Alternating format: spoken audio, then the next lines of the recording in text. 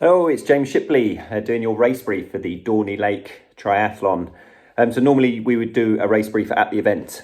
So we'd give you all the BTF rules and talk you through how the swim, bike, run is going to unfold. But what that encourages everybody to do is to sort of gather around and listen while that happens, which is the opposite of what we're trying to do with all the COVID restrictions in place. So instead, we're doing it online beforehand. So I'll talk you through what's going to happen with the parking, registration, and then your swim, bike, run element, and then what's going to happen post-race. And then you can watch this video in your leisure just before you attend the event. So I'll start with the parking. So there'll be a parking team in place. So when you arrive at Dorney Lake, there probably will be security on the gate, and they'll ask you why you're here today. So if you just mention that it's Dorney Lake events and you're here to compete, then they will let you in. And then you just follow the parking marshals and you'll be parking down near where registration is. So there won't be a long walk to get to registration, which sometimes happens with events at Dorney Lakes. You'll be able to park right next to the registration.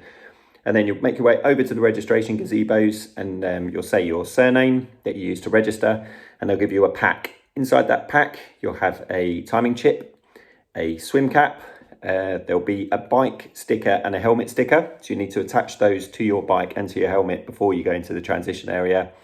And then there'll also be 2 race numbers in there. So if you have a number belt, you only need to attach 1 number. The rule is you need to have a number on your front for the run and for your back for the bike.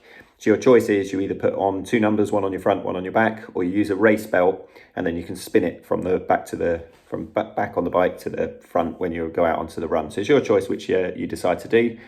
Most people do tend to go with a race belt version just because it's obviously easy just to spin it round in the when you're in the transition area, but it's completely up to you. If you prefer to pin one to the front and back, you can. So after you register, what we'd like to do is make sure no one comes sort of more than an hour and a half before to register, just to stop all that milling around. So the sprint's going to go off at 7, so no earlier than 5:30 to register, and then the standard's going to go off at 8 o'clock roughly, so no earlier than 6:30 to get registered for the standard. That'd be great if you could. So then once you go into the transition area, you need to have your bike helmet on and secure. So the marshal letting you into transition will check that, and they'll also check that you've got a sticker on your bike and you've got a sticker on your helmet as well. And then you go into the transition area, everything's going to be numbered. So whatever number you've been given at registration, that's where you go to in the transition area.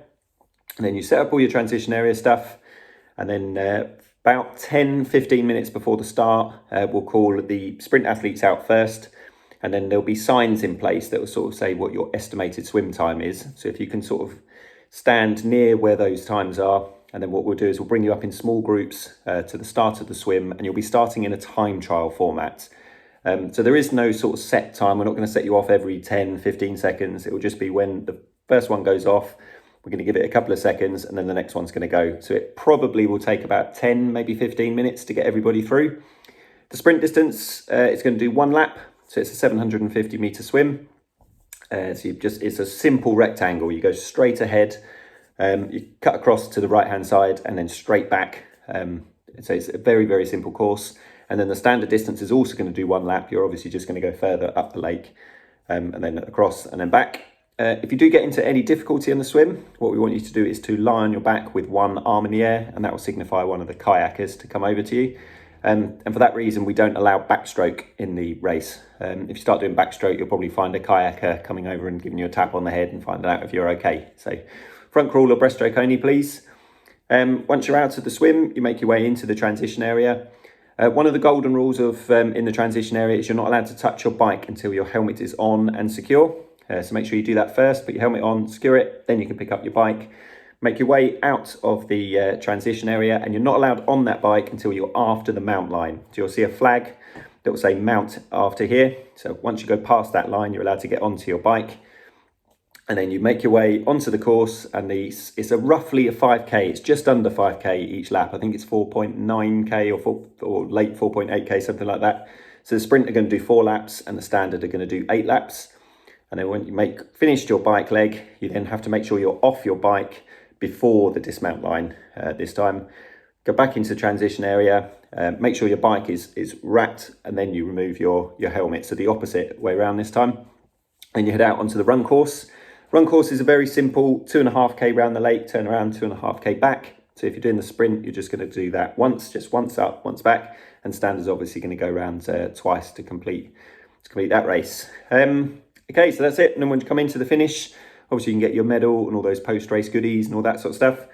Now, the brilliant thing for you guys is there's also, after the race, going to be a PTO, professional triathlon event taking place at Dorney Lake. It's going to start at 1 o'clock. We're not really at the stage where we're allowed any spectators. So you guys are literally going to be the only ones that are going to get to watch this live, which is exciting for you. We've got the likes of Lucy Charles and Reece Barkley signed up. Lucy Hall, who was an Olympian in 2012. I think Joe Skipper should be on the starting lineup as well. So we've got some cracking athletes there, and you guys are going to be the only ones that get to watch them compete live. So feel free to stay around after the event and watch these guys do battle over the same course that you did, just slightly longer distances for them. So it's going to be exciting for you to be able to watch. If I have missed anything today, then please feel free to drop a comment in the comments below or drop us an email, and we'll do our very best to get back to you. But other than that, we're very much looking forward to seeing you on Sunday. And best of luck, and we'll see you there. Cheers then.